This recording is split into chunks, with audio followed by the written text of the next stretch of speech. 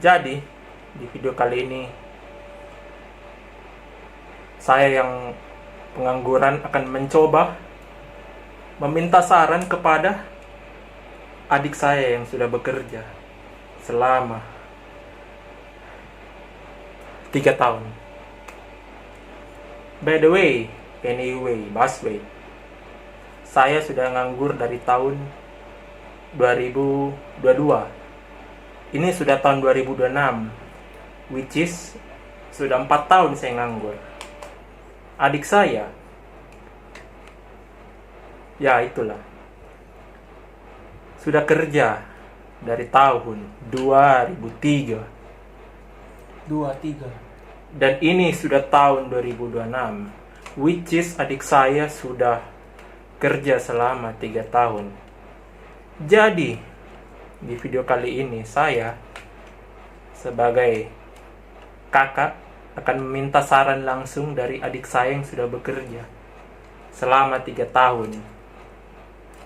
Apa saran yang kamu bisa berikan kepada saya yang kesulitan mendapat pekerjaan? Tapi selama nganggur itu sebenarnya saya sudah cukup banyak melamar. Tapi ada yang sudah ikut tes sampai psikotes, habis itu tidak ada kelanjutan. Ada juga yang sudah interview, saya sudah ke kantor bawa berkas yang diinginkan, tapi tidak ada juga hasilnya. Jadi saya akan minta saran. Apa saran yang kamu bisa berikan kepada saya yang sudah menganggur cukup lama? Silakan.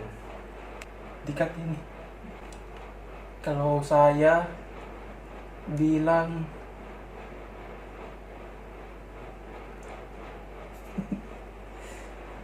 kalau menurut saya kau harus menurunkan standar ideal untuk pekerjaan. Menurunkan standar ideal. Maksudmu saya jangan idealis? Kalau menurut saya, targetmu untuk pekerjaan pertama terlalu tinggi. Terlalu tinggi seperti apa? Saya cuma mau bekerja di kantor. Saya tidak mengharapkan posisi bos atau supervisor. Saya cuma ingin bekerja. Di Indonesia yang banyak membutuhkan lapangan pekerjaan. Seperti Oke. 19 juta orang terdampak lainnya. Tadi sebelumnya saya bicara formal, sekarang saya bicara lepas saja. Sekarang saya mau tanya, apa saran yang kau bisa kasih ke saya? Saya sudah nganggur lama, 4 tahun. Dari tahun 2022. Tapi sebelum itu saya pernah kerja ya di salah satu perusahaan sebagai marketing selama 3 bulan. Nah, apa saran yang bisa kamu kasih kepada saya supaya saya bisa dapat pekerjaan? Kalau dari saya ini bicara bukan untuk konten, saya bicara apa adanya berarti. Iya. Kalau cara yang saya lihat dan saya amati dari banyak orang yang saya nonton kontennya di media sosial, saya lihat kalau mereka susah ya mereka tambah perbanyak lowongan pekerjaan yang mereka kasih masuk tiap harinya. Dari sebelumnya mungkin hanya 10 ya mungkin tambah dari 20, 30, 50 bahkan 100. Saya melihat orang satu hari bisa 100. Nah, dari 100 ini pasti kita berharap ada satu yang manggil kau. Dan dalam melamar pekerjaan ini karena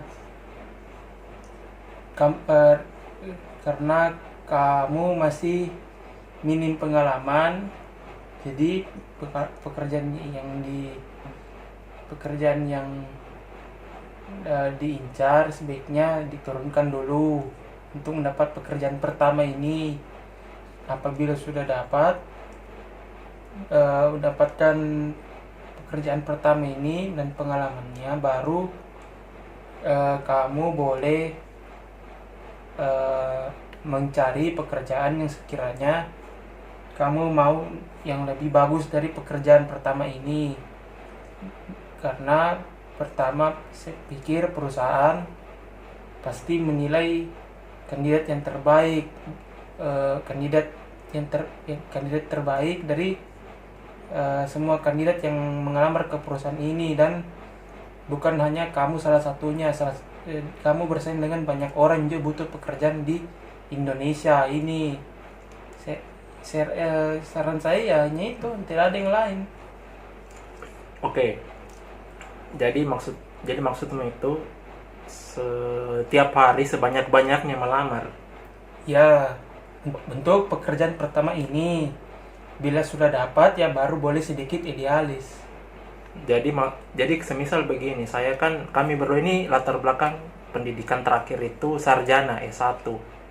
Saya mau bertanya lagi kepada kamu. Apakah sarjana S1 ini ngelamar saja posisi seperti helper misalnya, yang dimana setahu saya untuk posisi helper itu yang dicari biasanya SMA, atau misalnya melamar saja posisi kayak sales. Apakah menurutmu seperti itu? Menurut saya tergantung dari individunya masing-masing. Apabila individunya merasa siap dan memang apabila merasa siap untuk memenuhi pekerjaan ini, menurut saya kenapa tidak untuk pekerjaan pertama. Apabila memang dirasa pekerjaan pertama ini memberatkan, ya sudah, dia ambil pengalamannya dulu setidaknya. Dan setelah 6 bulan di jalan nyata memang berat sekali, ya sudah resign. Tapi sudah ada pengalaman, dan untuk kedepannya saya yakin sedikit lebih memudahkan kamu untuk dilirik oleh perusahaan-perusahaan, dan bisa mengaprek minimal posisi yang kamu butuhkan. Menurut saya sepertinya ada kemungkinan untuk perusahaan mempertimbangkan CV kamu atau lamaran kamu. Oke, pertanyaan terakhir. Saya sebagai yang ingin diberikan saran lah atau wejangan, saya ini sebenarnya sudah cukup banyak melamar. Bukan hanya posisi-posisi yang S1, yang dia minta S1, biar posisi SMA pun saya lamar.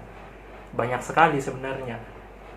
Tapi dari beberapa lamaran itu yang sudah cukup banyak saya lamar itu, selalu berakhirnya begini. Saya sudah lamar, tapi selalu berakhir di interview. Habis selesai interview tidak ada lagi panggilan lain. Selalu seperti itu. Nah, jadi ini pertanyaan terakhir. Apa saran yang bisa kamu kasih lagi? Saya kan sudah melamar cukup banyak ini. Sudah banyak sekali saya lamar. Tapi selalu berakhir di interview. Selalu istilahnya ya PHP lah, pemberi harapan palsu. Jadi apakah saya harus tetap lamar saja sebanyak-banyaknya, atau cari sampingan lain kah, atau belajar skill baru kah? Apa yang bisa kamu kasih? Itu sebenarnya sudah terjawab di poin 1 kedua.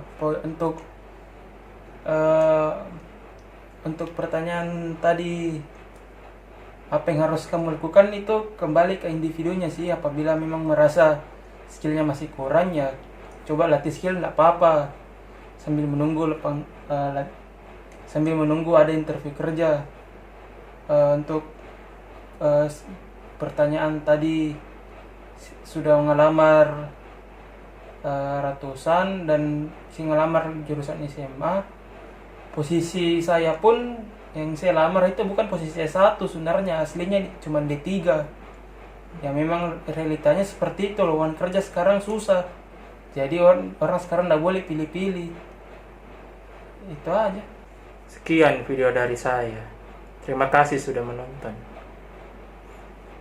Jangan lupa subscribe. Oke?